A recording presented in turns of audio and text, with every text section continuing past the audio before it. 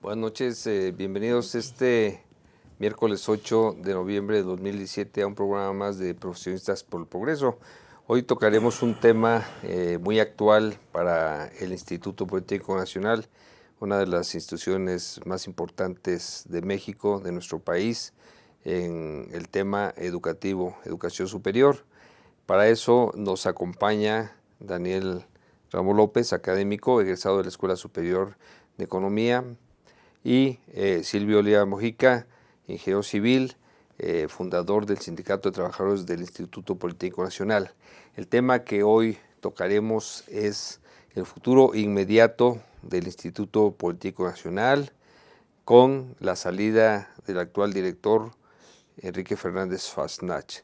Es por eso que los importantes y muy destacados egresados nos acompañan el día de hoy para hacer comentarios de primera mano y que el público en general se entere qué está sucediendo en el Instituto Politécnico Nacional, porque es de interés nacional básicamente. Sabemos que el instituto es una casa para todos los mexicanos. Bienvenidos, Daniel, bienvenido, Silvio. Buenas noches, por favor, Daniel. Cuéntanos cómo llegó el director general a ese puesto. Pues la pregunta de entrada es muy importante, interesante e histórica, porque como ciudadano y como politécnico debemos de hacer notar que la Constitución Política de los Estados Unidos mexicanos establece con toda claridad que todos los funcionarios deben de rendir formal protesta, de hacer cumplir la Constitución y las normas. Es un acto solemne, es un acto institucional que le da esencia a la legitimidad con la que se asume un cargo y le da también todo el reconocimiento institucional. Es un acto formal que también implica la celebridad para poder asumir un cargo. En el caso histórico de nuestra institución, este acto no se llevó a cabo cuando a lo largo de nuestra vida institucional todos los exdirectores rindieron protesta en la Casa Presidencial ante el Pleno del Consejo General Consultivo y con la presencia obviamente del director general que tomaba el cargo y del propio presidente. Este acto protocolario que no se llevó a cabo de alguna manera ilegitima al actual director general. No, porque precisamente el acto representa la legitimación. Por eso es ilegítimo. De entrada es un acto ilegítimo, que lo primero que tiene que hacerse en esta nueva coyuntura es inmediatamente comprometer a que el presidente y la nueva persona que va a nombrar tomen protesta formal de hacer cumplir la Constitución, así como lo establece la Constitución, para que sea legítimo. Porque desde este periodo hemos vivido un periodo absolutamente ilegítimo. Es un acto inconstitucional, porque ni siquiera estuvo el director presente ni el propio presidente de la República. Entonces, si nosotros de entrada como politécnicos no observamos que este es un acto fundamental en nuestra historia, en nuestra institución, se ha perdido precisamente ese gran respeto a la Constitución y hemos caído en un vacío institucional tremendo. Muy bien, Silvio, bajo este esquema que nos comenta nuestro amigo Daniel Ramos, ¿cómo ha sido después de este primer acto el actuar del doctor Enrique Fernández Fasnacht?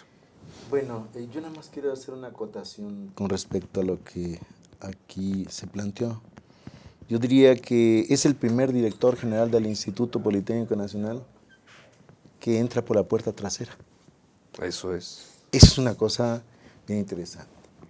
No quiero justificar, digamos, a las autoridades que representaron al gobierno federal, tanto de Gobernación, de la SEP como de Hacienda.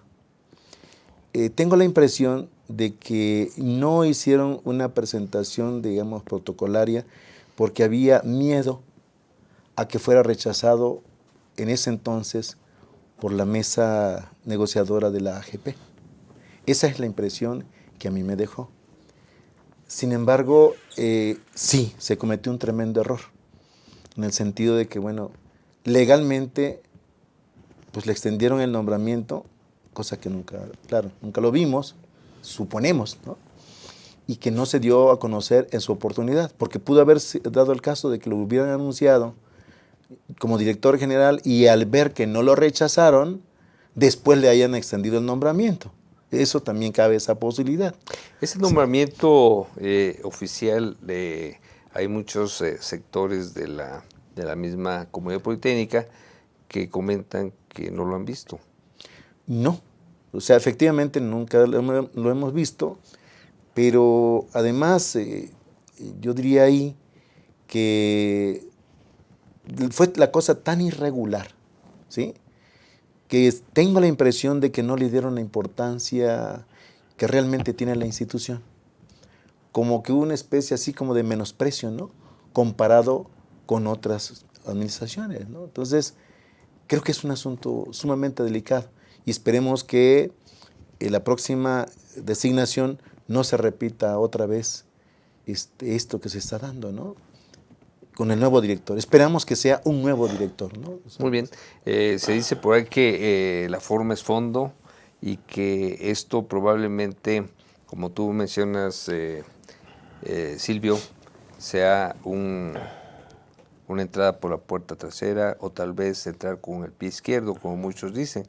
En el tema académico, ¿esto cómo se ha reflejado? Bueno, para sintetizar la primera pregunta, esto es un agravio a la historia del Politécnico.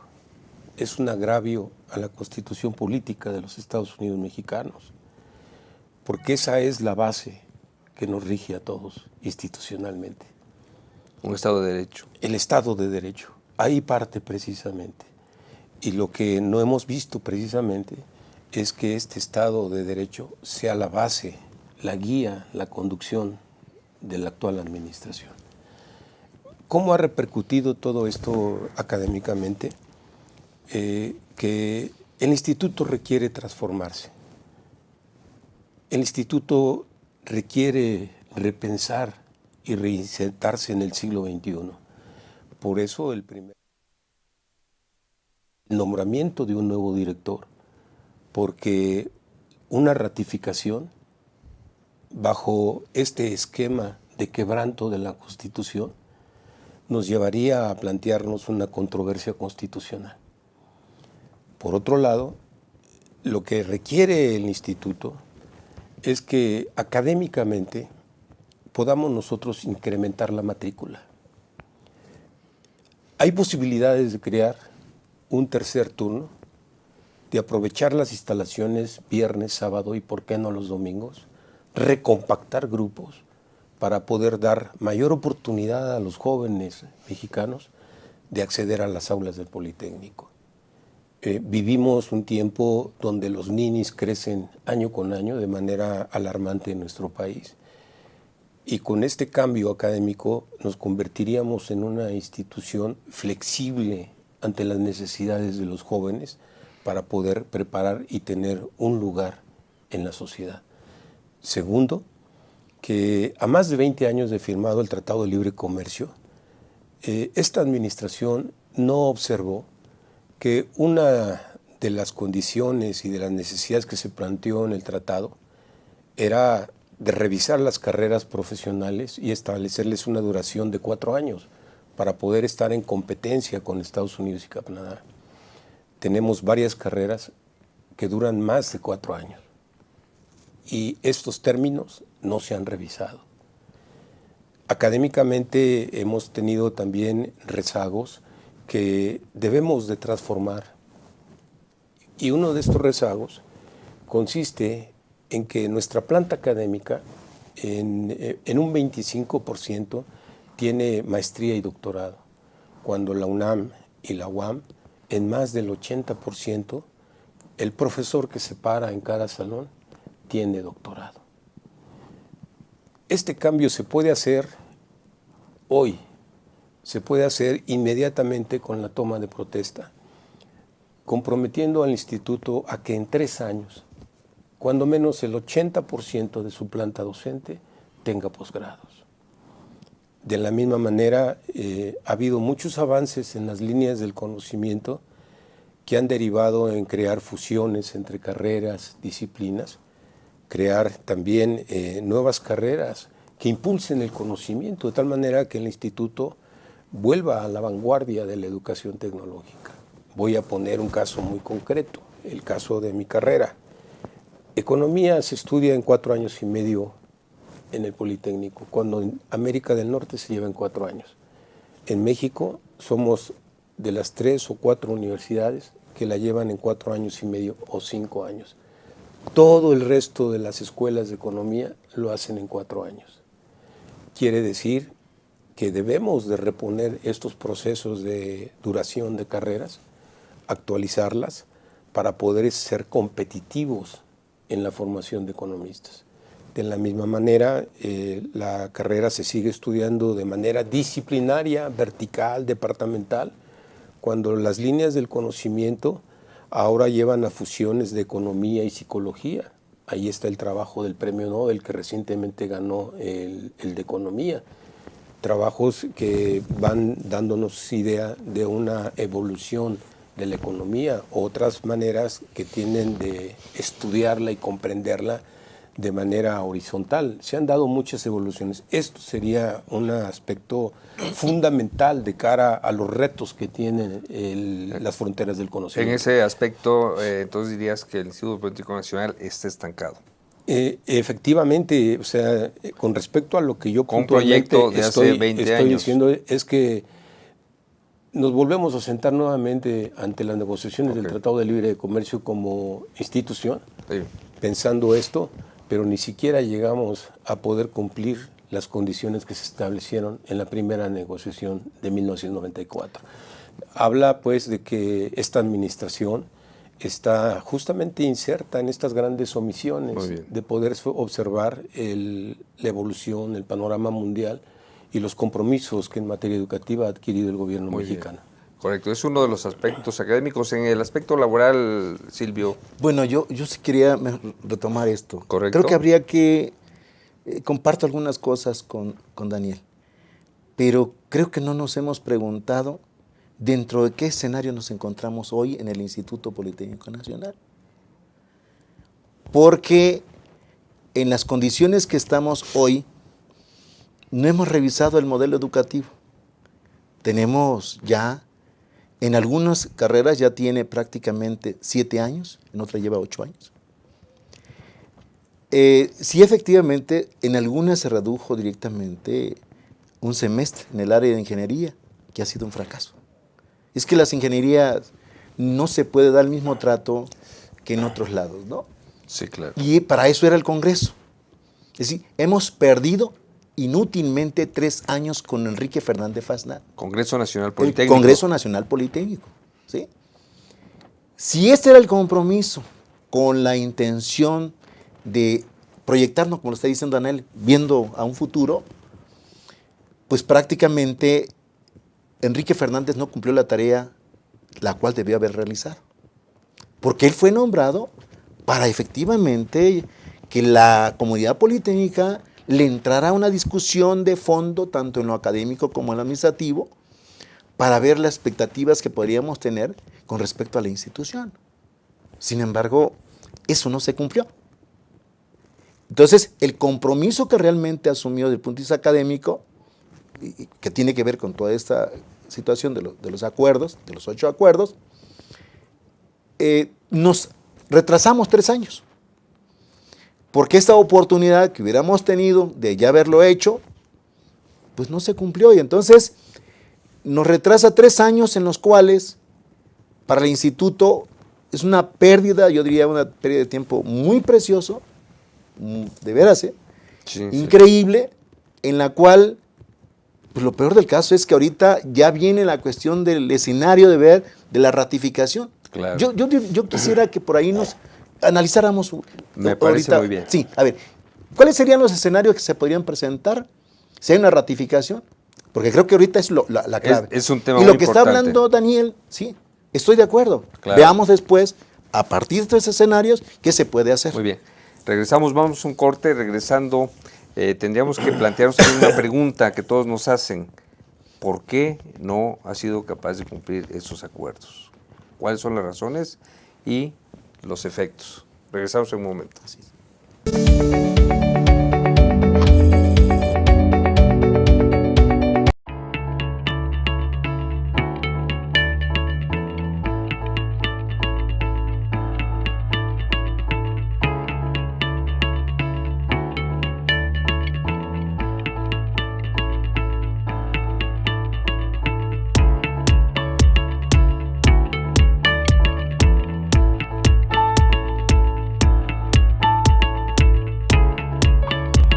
Estamos seguros que construyendo a través de la gente podremos trabajar y sobre todo contribuir en los resultados de su negocio.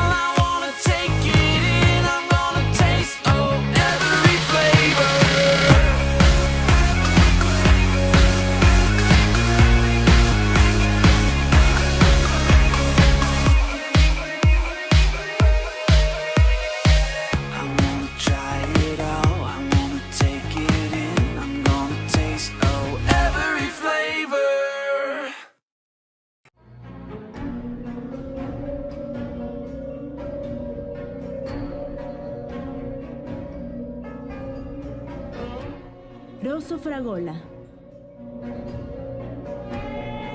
Arte en fresa que seduce tus sentidos.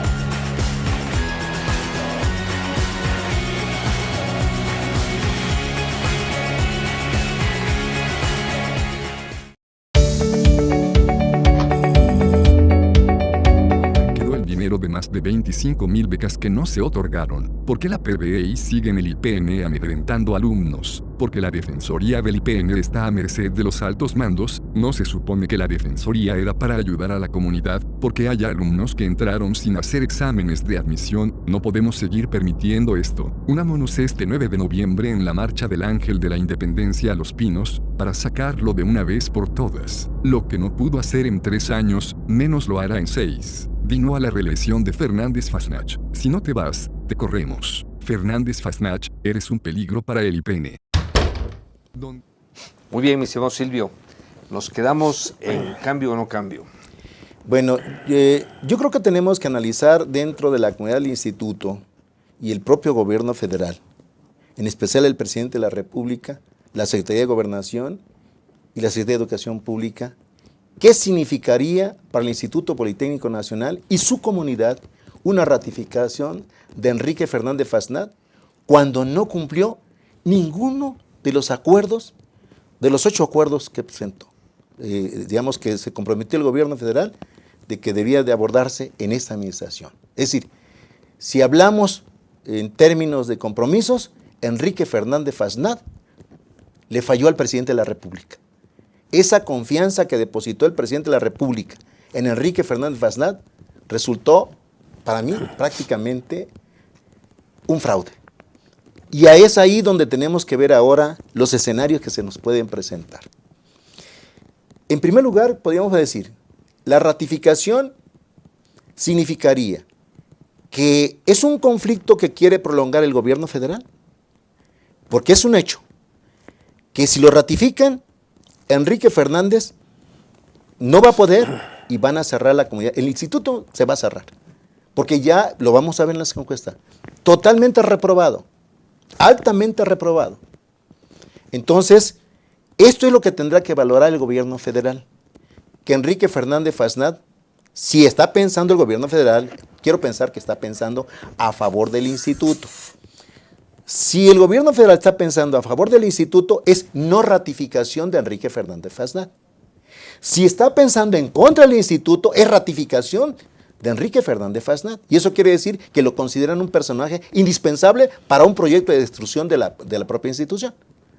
Eso es lo que a muchos nos preocupa y lo que tendríamos que analizar en la comunidad del instituto, pero también el gobierno federal ahora que vaya a decidir. Porque eso nos pone en un problema, yo diría que no sabemos en qué nos puede llevar, porque vienen las elecciones. Y yo diría, un conflicto por un personaje con esas características en el Instituto Politécnico Nacional, yo no sé qué puede pasar. Y eso es lo que tendrá que valorar el gobierno federal. Que Enrique Fernández Fasnacht no es indispensable en el Instituto Politécnico Nacional, como no es indispensable nadie en otra dependencia de gobierno.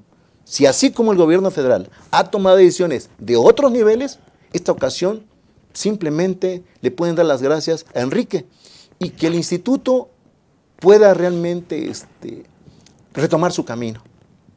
Yo es donde quiero que la gente, digamos, tanto el instituto como el gobierno federal, valoren.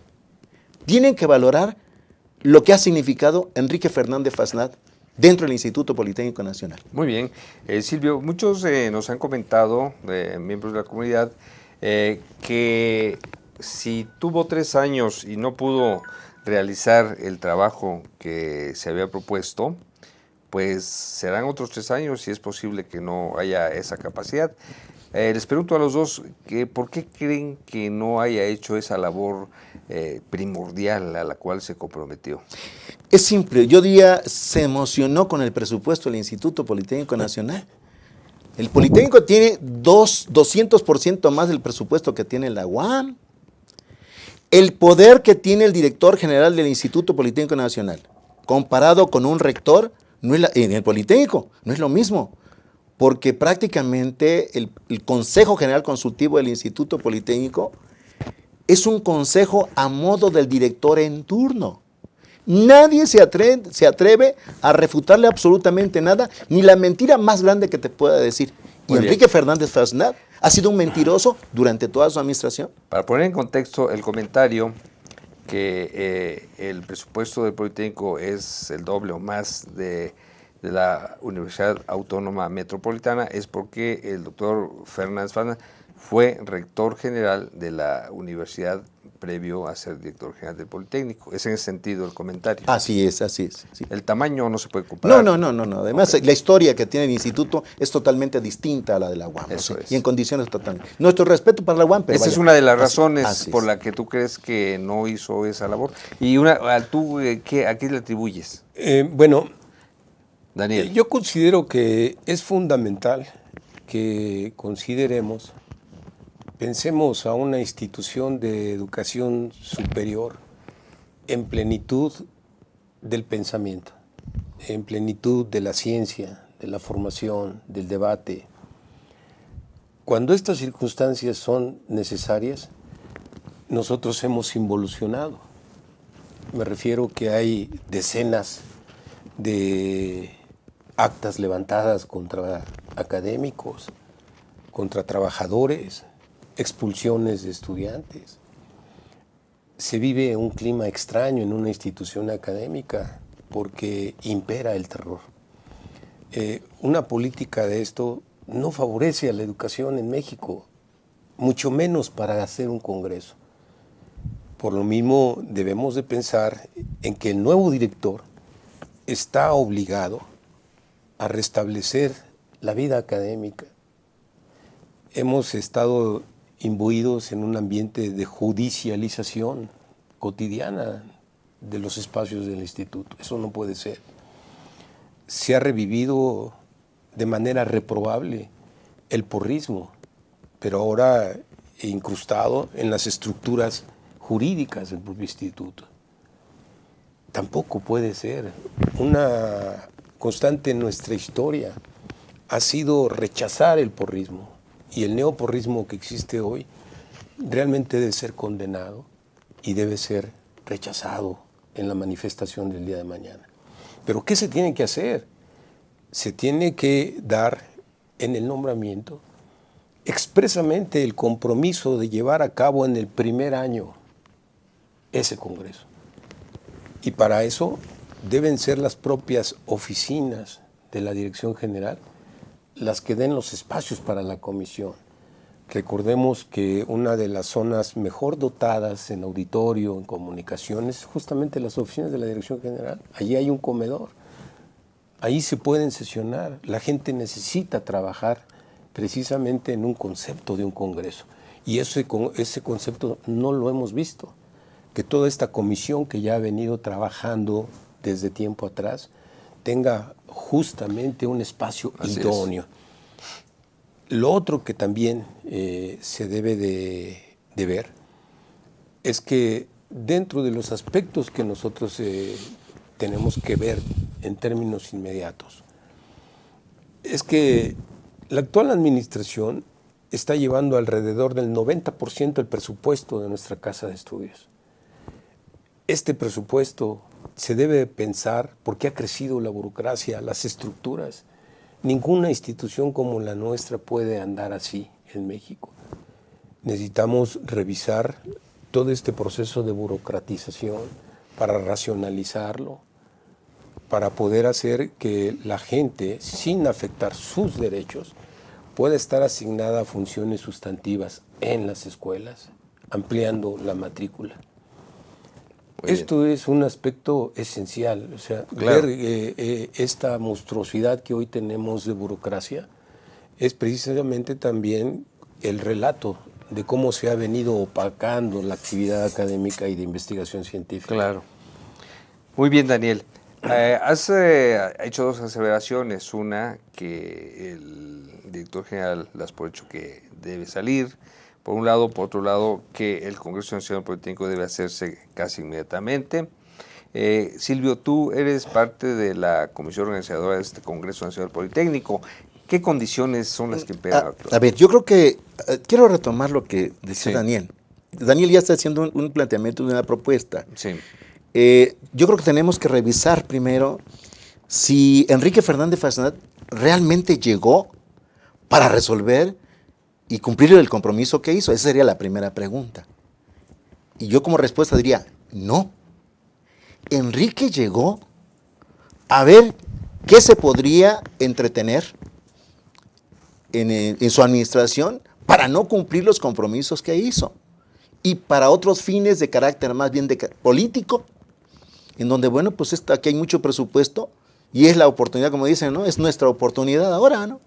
Aprovechémosla. Yo diría que por ahí se fue Enrique. Y lo vamos a comprobar si hay ratificación o no. Si hay ratificación, significa más corrupción en el Instituto Politécnico Nacional y que el gobierno federal lo está aprobando. Eso significaría la ratificación de Enrique Fernández Fasnal. Y ojo, cuidado, porque esto implicaría que puede haber salida de dinero del instituto para una campaña que se viene el próximo año. O sea, estamos en una coyuntura sumamente delicada, no es tan sencilla. Por lo tanto, les decía yo, verlo de la ratificación con Enrique en esas condiciones es sumamente peligroso lo que puede pasar en el instituto. Y entonces entenderíamos que el gobierno federal no está viendo la realidad que está pasando en el instituto o está de acuerdo con lo que está diciendo Enrique Fernández Fasnal si lo ratifica. Si lo ratifica, señores, la lectura está muy clara para el instituto y la comunidad. Acábense al instituto porque el indicado se llama Enrique Fernández Fasnal porque está haciendo el trabajo como nosotros lo queremos. Yo quiero pensar lo contrario, que la voluntad del presidente de la República, del secretario de Educación y de Gobernación le deben dar toda la información al presidente. ¿Sabe qué?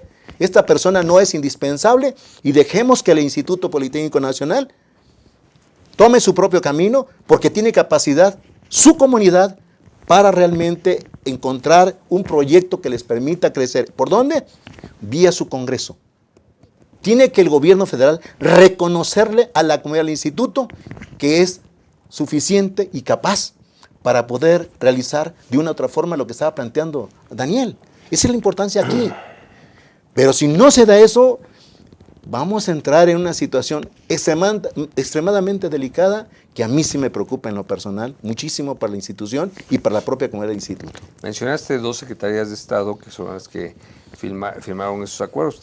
Por ahí faltó Hacienda una, aparte, que sí, es Hacienda, así es. actualmente encabezada por José Antonio Meade. Al respecto yo comparto lo que dice el profesor, pero quiero hacer señalamientos muy puntuales que debemos de superar. Sí. El primero de ellos es que los informes que ha venido elaborando la Auditoría Superior de la Federación es una fuerza, un documento institucional que nos habla que el instituto tiene problemas para demostrar el presupuesto. Y son datos duros. Datos durísimos. Los estudios que se han venido haciendo nos demuestran que año con año asciende el nivel de corrupción. Así es, exactamente. Igualmente que la cantidad de funcionarios que han sido demandados ante la función pública crece año con año. Esto no puede ser el Politécnico. Nosotros necesitamos que se plantee un código de ética en donde se tenga la honradez, la dignidad de poder dirigir a nuestra institución, reduciendo en principio los ingresos que tiene el director general. Hoy el director general gana más que el rector de la UNAM, más que el rector de la UAM y más que el jefe de gobierno de la Ciudad de México. Esto es inconcebible, pero no puede ser comparado con los sueldos que tienen los académicos y mucho menos con los ingresos que tienen en beca los muchachos. Tampoco puede ser que el instituto año con año esté en los rankings peores en materia de irregularidad, documentados por la Auditoría Superior de la Federación y por la propia función pública. Nos habla entonces de que tenemos que exigir la transparencia, la rendición de cuentas, una ética que nos permita replantear la refundación del Politécnico. Correcto, Daniel. Regresamos después de un corte tocando este tema de la corrupción.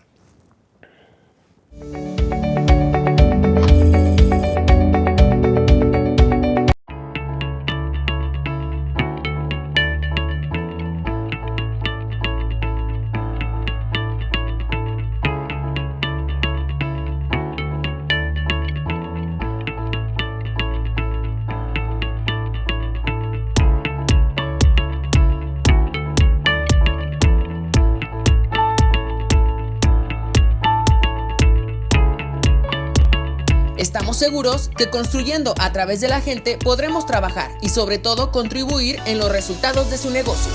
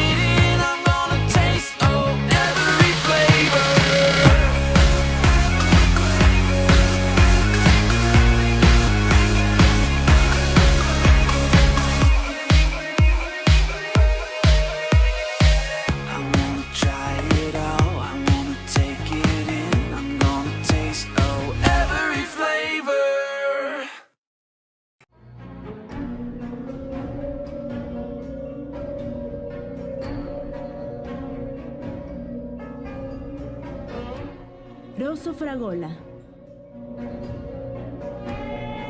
Arte en fresa que seduce tus sentidos.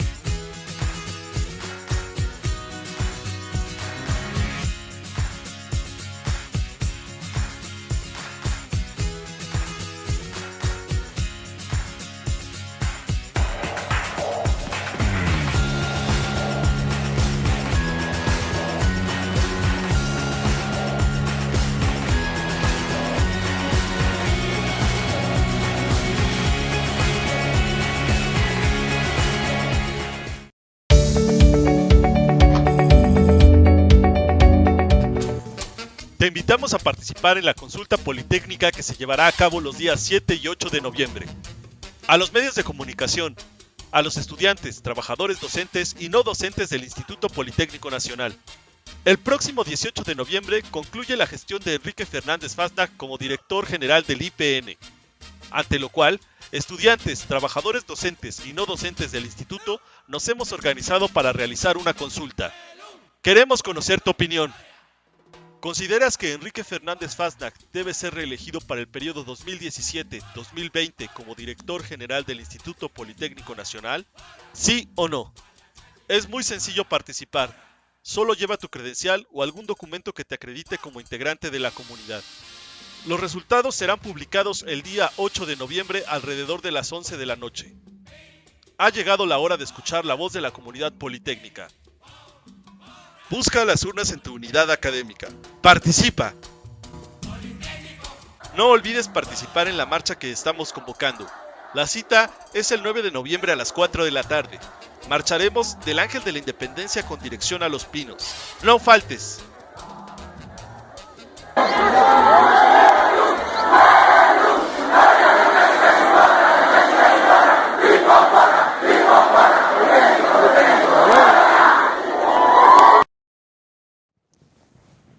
Bueno, acabamos de ver un video donde se invita a participar en una muestra, ¿no es así?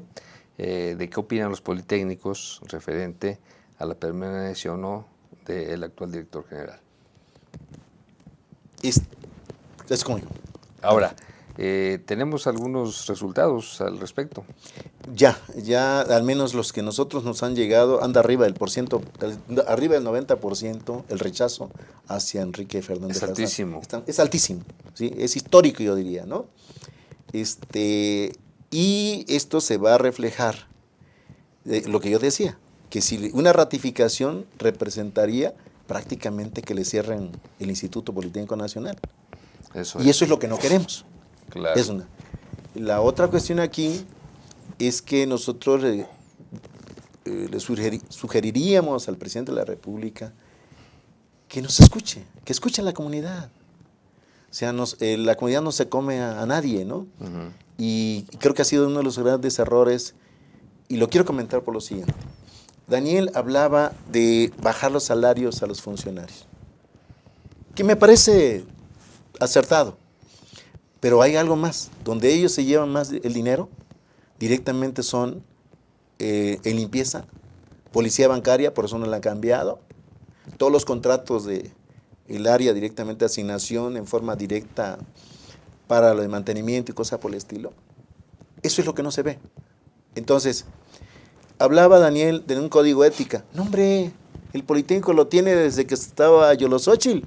El problema no es el código de ética, el problema es que no se cumple el código de ética. ¿Y quién lo encabeza? Pues quienes saquean al instituto. Entonces no puede ser así. Mire, aquí hay una cosa bien interesante. ¿Cuál sería el punto clave dentro del instituto? Dentro de un acuerdo es el de directamente de los derechos politécnicos. Necesitamos un órgano de derechos politécnicos en donde sean electos democráticamente por la comunidad, de que representa realmente y va a cuidar los intereses de la institución y de la propia comunidad del instituto. Y eso podría ser a través de derechos politécnicos, que está dentro de los acuerdos, y de esa forma se le asignara un presupuesto propio y ahí se ventilaran todas las situaciones de una cantidad de irregularidades. Además, bueno, que el órgano interno de control deje de ser una instancia en donde solamente le sirve al director general en turno. O sea, no podemos tener un órgano de control interno en las condiciones que hoy lo tenemos. O sea, ya hay cosas que tenemos que revisar de inmediato, es lo inmediato, ¿no? Y la tercera, yo diría, hoy el instituto requiere una auditoría a fondo, óyeme bien, a fondo, ¿sí?, pero que se le garantice a la comunidad del Instituto Politécnico Nacional que todo lo que ha sido testigo de revisar, que le consta a la gente de cómo se ha saqueado al instituto en esta administración, pero sí lo tiene que garantizar el gobierno federal, que esas personas que le consta así, decir, mire, aquí se han hecho transacciones de esto, así, así, así, con todos los datos. Investigues eso para que se compruebe que tal y tal y tal facturas, ¿sí?, no son reales, ¿no? ¿Y cómo circula también el dinero en efectivo al interior del instituto? Y le preguntes, ¿de dónde sale ese dinero? O sea, hay cosas extrañas, bueno, entre comillas, ¿no? Hay cosas extrañas que están pasando en el instituto. Por esa razón yo diría, aquí viene la propuesta, ¿no?, que el gobierno federal nombre a un nuevo director en donde se comprometan así, y que se haga un seguimiento. Tiene que haber un compromiso con seguimiento trimestral o semestral de que lo que se comprometa aquí se tiene que cumplir, o la renuncia del director que llegue. Porque, o sea, no podemos seguir esperando 3 años para después decirle, ¿saben qué? ¿Por qué creen? Me quiero ratificar, y entras en un conflicto, y lo podemos ver ahorita en la consulta. Una represión absurda, cuando el mismo secretario de Educación Pública le mandó una carta el 25 de noviembre haciéndole una serie de recomendaciones a Enrique Fernández Fasnat, ¿sí? El 25 de noviembre, si mal no recuerdo, ¿sí?, en materia de respeto a los derechos humanos, donde tiene que ver con el artículo 1, tiene que ver con el artículo 3, fracción 2, tiene que ver con el artículo 6, el 7, el 8 y el 9, y hasta el 123, en materia laboral constitucional. Entonces, eso ha sido yo diría, la constante que hemos tenido en esta administración. Pero ojo con esto. Mira, la estrategia de la represión en el instituto, ¿saben para qué fue? La que implementó directamente Enrique. Es para que toda la corrupción que se ha fomentado en su administración, nadie se atreva a realmente denunciarla. Esa fue la estrategia que adoptó directamente Enrique Fernández Fasnat, y a lo que llegó. Muy bien. Por eso tenemos que ir al fondo de las cosas que hay aquí en el instituto. Esa es la propuesta. Y Daniel, ¿qué hay un perfil aspecto, debe tener mira, el director que llegue? Y antes que dar respuesta, claro. yo considero que es fundamental que nosotros valoremos una demanda que está latente y que es indispensable, que es la democratización del Politécnico. Esto es algo esencial, porque hemos sido una institución que ha tenido una orientación verticalista, una presencia omnipresente del director general en todos los órdenes. No hemos podido llegar a tener una vida colegiada en muchas materias, fundamentalmente en el seno del Consejo General. No existe esa democracia. Igualmente, esa democracia está ausente en los consejos de las escuelas. Esta demanda ha sido muy sentida por la comunidad estudiantil.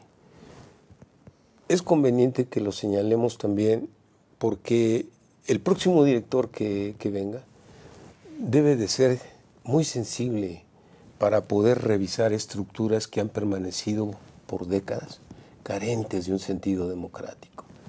Eso es algo esencial en la transición que viene y en el nombramiento de un nuevo director. Con esta sensibilidad, que él, al mismo tiempo sea capaz de hacer una transición con estabilidad,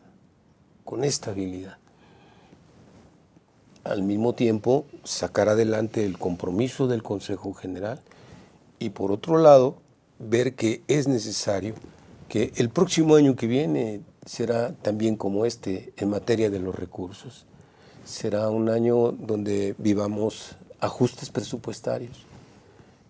Los tiempos para nuestra institución están marcados constantemente por ajustes que nos deben de hacer pensar de manera inmediata en cómo sacar energía de la investigación científica, de la venta de servicios educativos que nos proporcionen mayores ingresos, que nos proporcionen recursos autogenerados y al mismo tiempo hacer posible que esta figura del fideicomiso, que hasta ahora difícilmente envía un papel sanitario a las escuelas que hacen investigación, pueda realmente hacerse partícipe en todas las escuelas.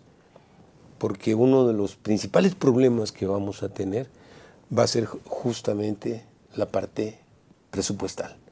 Entonces, esto no hay que perderlo de vista, hay que verlo con un sentido muy serio, ver cómo podemos también entrar a este escenario del año 2018 para poder ir despuntando las líneas de investigación, la línea de servicios educativos, la participación de las escuelas para que generen sus recursos, ¿no?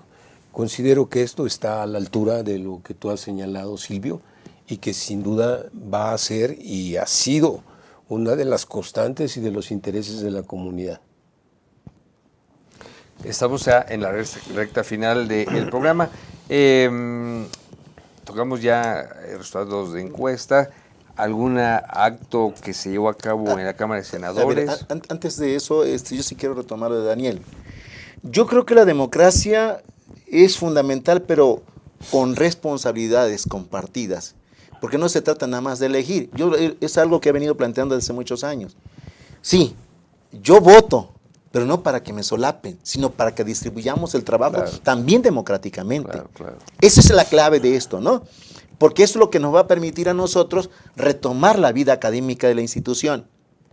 Democracia solamente por pura elección no la quiero. No, quiero la democracia, pero con corresponsabilidad directamente en la materia de trabajo. Definitivo. Y eso nos va a permitir a nosotros una proyección para que cada quien sepa hacia dónde quiere llegar. Si yo hago ese trabajo, tengo opción de crecer. Si hago ese otro trabajo, voy por dónde me estoy canalizando. O sea, creo que ahí sí lo compartimos, pero yo diría un poquito más allá que la simple elección. Con matices, digamos. Con matices. Perfecto. Sí. Ahora, Silvio, ayer hubo una rueda de prensa en el Senado de la República. Yo creo que espero que bueno, yo ya tengo confianza en que la Presidencia de la República se va a mostrar sensible, al igual que el secretario de Gobernación, que son los que de una u otra forma intervienen, y el secretario de Educación. ¿Para qué? Para que escuche realmente el llamado. Claro. Y que, sobre todo, ¿por qué tuvimos necesidad de recurrir a esos niveles? Esa es la cuestión aquí. Muy bien. ¿Sí? Correcto. Acá hubo un compromiso con un senador para llevar este tema a un punto de acuerdo al Senado. Y también mañana hay una marcha. Mañana está la marcha. Yo creo que sí va a estar por lo menos el doble mínimo de lo que fue en el 2000, digamos en el 2000, este año, del 4 de julio. Perfecto. Que fue prácticamente, no con la misma difusión que ahora, pero creo que es... ¿A qué hora y en qué lugar? A partir de las 4 de la tarde, del Ángel de la Independencia a Los Pinos, para entregar los resultados de la votación que se realizó el día de ayer y hoy. Ajá. Y que se den cuenta de que hay una inquietud en el instituto. Muy bien. Que queremos tranquilidad. Correcto. Pero para que tengamos esa tranquilidad, necesitamos encontrar también sensibilidad del gobierno federal y que nos crea. En la comunidad politécnica nos tienen que creer, porque somos en todo caso los que hacemos el trabajo de la institución.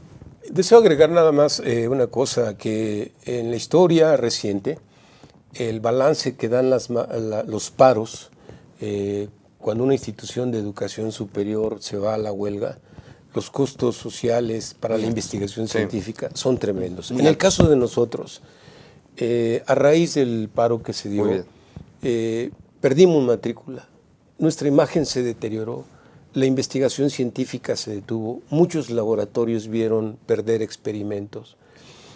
Los problemas naturales que se dan de un presupuesto que no ve que se concretice realmente en las aulas, en la vida cotidiana, no es conveniente para nuestra institución llegar a un paro. Claro. Por eso yo estoy de acuerdo en que para nosotros lo más importante es poder plantear nuestras exigencias en términos maduros, en términos que nuestra institución pueda salir adelante. Eso está muy claro. Pues les agradezco mucho su participación en este programa y a ustedes les digo que nos vemos el próximo miércoles 8 de la noche en esta misma frecuencia. Muchas gracias y buenas noches. Buenas noches y muchas gracias. Gracias.